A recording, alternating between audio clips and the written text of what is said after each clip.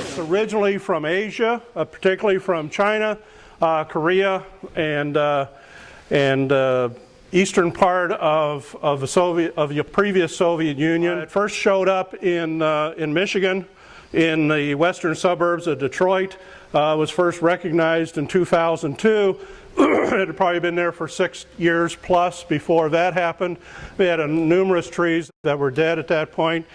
Since then, it has spread through much of the lower peninsula of Michigan. It's gotten into part of the upper peninsula of Michigan and has heavy infestations in Indiana, Ohio, Illinois, and has been picked up in several states and near us, southern Missouri, just the northern part of the Boot Hill, and a few miles, 15, 20 miles east of Louisville, Kentucky, in southern Indiana, as well as in areas just north of Milwaukee, Wisconsin. So it's around in some various areas. The insect is such that it will attack living ash trees. So far, we do not know of any ash trees that have survived on their own without assistance when they've been attacked by emerald ash borer. It only attacks trees in the genus Fraxinus, which are the true ashes. Mountain ash is not a true ash, it's a rose family plant. So it'll attack green ash, black ash, blue ash, white ash.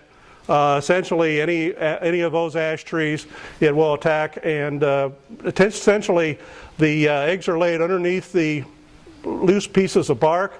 The eggs will hatch and tunnel down into the cambium area. The cambium area is the area underneath the bark that produces phloem or sap conducting tissues to the outside towards the bark side, and xylem or water conducting tissues to the inside. It's the most active area of transport within the tree.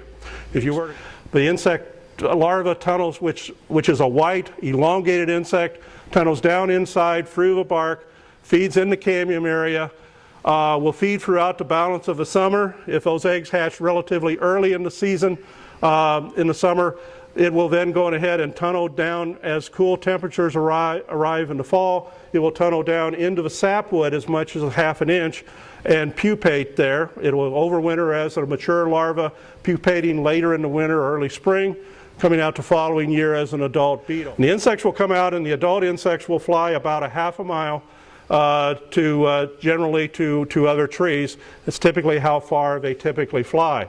When we have high infestations and the trees are dying in a particular area, there's some evidence that the insects will fly somewhat farther than that. It's inevitable that we're going to have the emerald ash borer in our community. It's just a matter of how soon.